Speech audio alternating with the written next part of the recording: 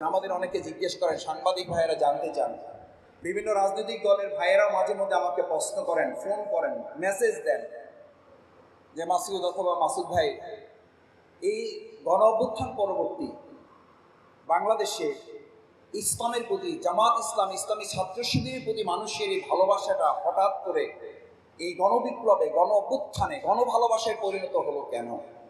আমি তখন তাকে এই সূরার কথা বলি। আল্লাহ তাআলা যখন তার বান্দা, তার রাষ্ট্রে, তার সমাজে তিনি তার সাহায্য এবং বিজয় দেন, তখন এটা আল্লাহর আরেকটা নেয়ামত। এই সাহায্য এবং বিজয়ের সাথে আরেকটা বোনাস নেয়ামত। ফি দীনিল্লাহি আফওয়াজা, দলে দলে মানুষ মানুষের আদর্শের দিকে ধাবিত হবে না, দলে দলে মানুষ আল্লাহর দ্বীনের দিকে ধাবিত হবে। তারই প্রমাণ বাংলাদেশ জামাত ইসলাম। এটি বাংলাদেশ জামাত ইসলামের আলাদা কোনো কৃতিত্ব নয়, এটি আব্দুল জব্বারের কোনো কৃতিত্ব নয়, এটি আমিরে জামাত ডক্টর শফিকুর রহমান ভাইয়ের কোনো কৃতিত্ব নয়। এটি যে সাহায্য এবং বিজয়ের উপরে বাংলাদেশের আজকে সুন্দর নতুন আরেকটা স্বাধীনতা আমরা পেয়েছি, সেই স্বাধীনতার সাথে এটা আল্লাহর আরেকটা নেয়ামত যে মানুষ মানুষের তন্ত্র মন্ত্রের দিকে ধাবিত হবে না, মানুষ সমস্ত বৈষম্যের বিরুদ্ধে বৈষম্যহীন একটা রাষ্ট্র প্রতিষ্ঠা করার জন্য ইসলামকে বেছে নিয়ে ইসলামের দিকে তারা ধাবিত হবে। তারই প্রমাণ হচ্ছে আজকে এই শিল্পকলা একাডেমি। আজ নারায়ণগঞ্জবাসীকে যে অন্ধকারের মধ্যে নিমজ্জিত করেছিল 15.5 বছর, তারা বলেছিল কোনো কিছুর দরকার হবে না, শুধু নারায়ণগঞ্জই যথেষ্ট। শুধু বলেছিল নেত্রী নির্দেশ দিলে আমরা এটা করে ফেলবো, শুধু বলেছিল নেত্রী নির্দেশ দিলে আমরা ওটা করে ফেলবো। আমি আপনাদের কাছে আজ নারায়ণগঞ্জবাসীকে সাক্ষী রেখে জানতে চাই, আপনার নেত্রী এমন অপকর্ম করলেন, সেই নির্দেশটুকু দেওয়ার তো তিনি সময় পেলেন না। আপনারা কার পিছনে ঘুরেছেন? বাংলাদেশ জামাত ইসলামী বারবার বলেছে, বাংলাদেশ জামাত ইসলামী এদেশের মানুষের তৈরি করা কোন তন্ত্র মন্ত্র দিয়ে একটা দেশকে মুক্ত করতে পারা যায় না, যাবে না, যাচ্ছে না। আপনারা এমন নেতা, এমন নেত্রীর পিছনে ঘুরলেন যারা 5ই আগস্টের পর 6ই আগস্ট নিজেরা নিজেদের মতো পালিয়ে গিয়ে দায়িত্বহীন কণ্ঠে আপনাদেরকে জানিয়ে দিল, শুধু দলের নেতা কর্মীরা, ওই দেশের প্রতি আমাদের আর কোনো দায়িত্ব নেই। আমরা ধিক্কার জানাই প্রাচীন দল বলে নিজেদেরকে যারা পরিচয় দেন। এরকম একটা দেশ, দেশের দলের কর্মী এবং দেশের জনগণের প্রতি যে আপনারা তামাশা করেছেন, এই দেশের মানুষকে নিয়ে যে আপনারা দায়িত্বহীন বক্তব্য দিয়েছেন, এই বক্তব্যের কারণে গণহত্যা শুধু নয়, এই বক্তব্যের উপর ভিত্তি করে এই দেশ, সমাজ, রাষ্ট্র, পৃথিবী যতদিন থাকবে আপনারা আপনাদের আদর্শ দিয়ে বাংলাদেশে আর কোনোদিন রাজনীতি করতে পারবেন না। কারণ এটা জনগণের সিদ্ধান্তেরও দরকার নেই। আপনারা আপনাদের বক্তব্যের মাধ্যমে বলে দিয়েছেন এই দেশ এবং জাতির প্রতি আপনাদের আর কোনো দায়িত্ব যেহেতু নেই, আদর্শিকভাবে নৈতিক কারণে আপনারা আর এই জাতির সামনে কোনোদিন উপস্থাপিত হতে পারবেন না। সম্মানিত ভাইয়েরা, প্রধান অতিথি মূল কথা বলবেন, আমি আর দুটো কথা বলে আপনাদের কাছ থেকে বিদায় নিতে চাই। 2024 সালের 5ই আগস্ট, তার আগের 4, তার আগের 3, তার আগের 2 আমাদের ভাইয়েরা, আমাদের বোনেরা 30শে জুলাই বলে নাই, মানে 1লা আগস্ট বলে নাই, 2রা আগস্ট বলে নাই, 3রা আগস্ট বলে নাই, কি বলেছিল? 32শে জুলাই, 33শে জুলাই, 34শে জুলাই, 35শে জুলাই। এই 33-35শে জুলাই পার করে যখন 1লা আগস্ট খুনি ফ্যাসিস্ট সরকার দেখলো ছাত্র জনতার আন্দোলনকে আর কোনোভাবে দমন করা যাচ্ছে না, তখন সর্বশেষ ট্রাম্প কার্ডটা তারা ব্যবহার করার জন্য ষড়যন্ত্রের অংশ হিসেবে বাংলাদেশ জামাত ইসলামী, ইসলামী ছাত্র শিবিরকে নিষিদ্ধের একটা ঘোষণা তারা দিল।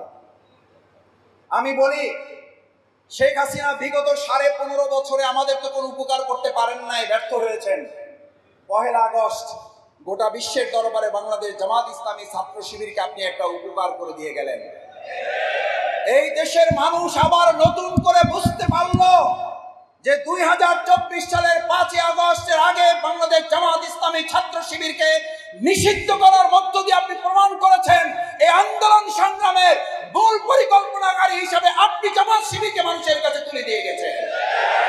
এবং এটাও প্রমাণ হয়েছে জামাত ইসলামী ছাত্র শিবিরকে আপনি নিষেধ করেছেন, আপনি নিষেধাজ্ঞা দিয়েছেন, আপনি আমাদেরকে নিষেধ করেছেন। বাংলাদেশের তরুণ ছাত্র সমাজ জামাত ইসলামী ইসলামী ছাত্র শিবিরকে বুকে ধারণ করে বিজয়ের পতাকা তারা উড্ডীন করেছে। সুতরাং জামাত ইসলামীর সাথে আদর্শিক এবং রাজনৈতিকভাবে দুইভাবে জামাত ইসলামীর কাছে আপনি পরাজিত হয়েছেন।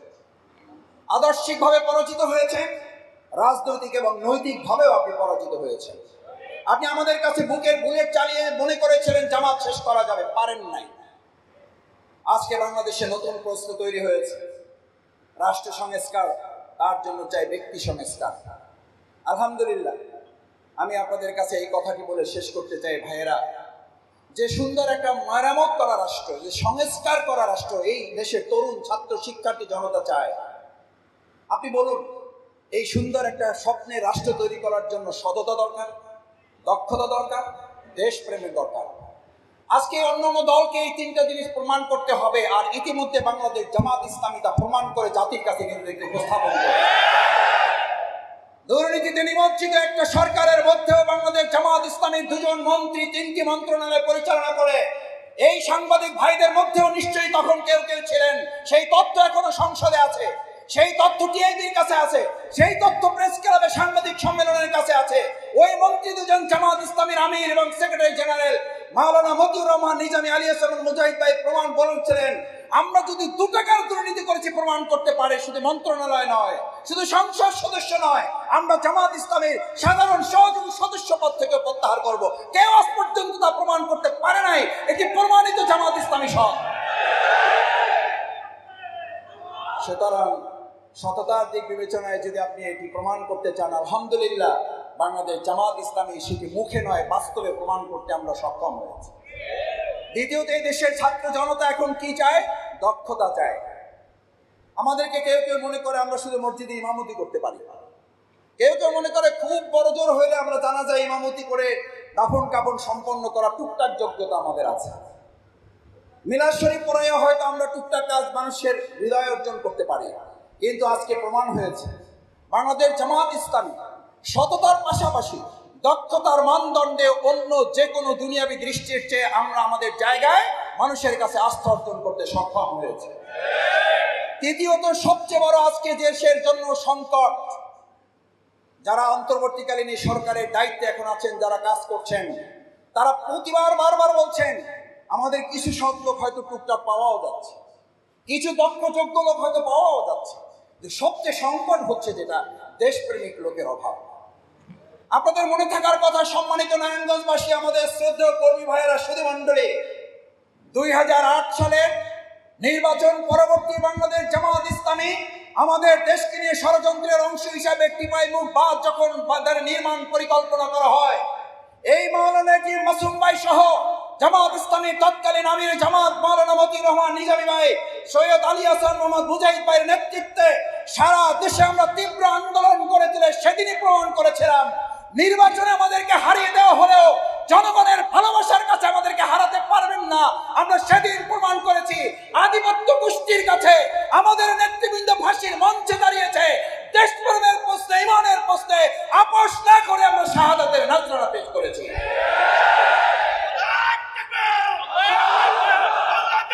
আমরা সেজন্য সম্মানিত ভাই এবং বন্ধুগণ, আপনাদের কাছে অনুরোধ করতে চাই, আসুন, যারা কর্মী হিসাবে এখানে এসেছি, যারা সুধী হিসাবে এসেছি, যারা শুভানুধ্যায়ী ভালোবাসার অংশ হিসাবে এসেছি, আমাদের ভালোবাসাটা শুধুমাত্র যেন জামাত ইসলামের প্রতি না হয়, আমাদের ভালোবাসাটা হবে আমাদের ইসলামের প্রতি, আমাদের ভালোবাসাটা হবে আমাদের প্রিয় রাষ্ট্র বাংলাদেশের প্রতি।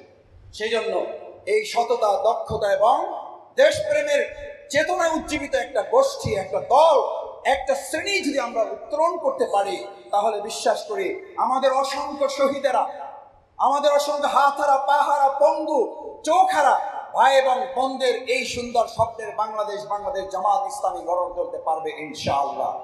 সেজন্য আগামী দিনে বাংলাদেশ জামাত ইসলামী এবং ইসলামী ছাত্র শিবির, বিশেষ করে আমাদের এই নারায়ণগঞ্জ মহানগরীর সবচেয়ে বাংলাদেশের জায়গায় আনাচে কানাচে পৃথিবীতে যাকে একটা নিকৃষ্ট উদাহরণ হিসাবে পেশ করা হয়েছে, নির্লজ্জভাবে এটাকে উপস্থাপন করা হয়েছে।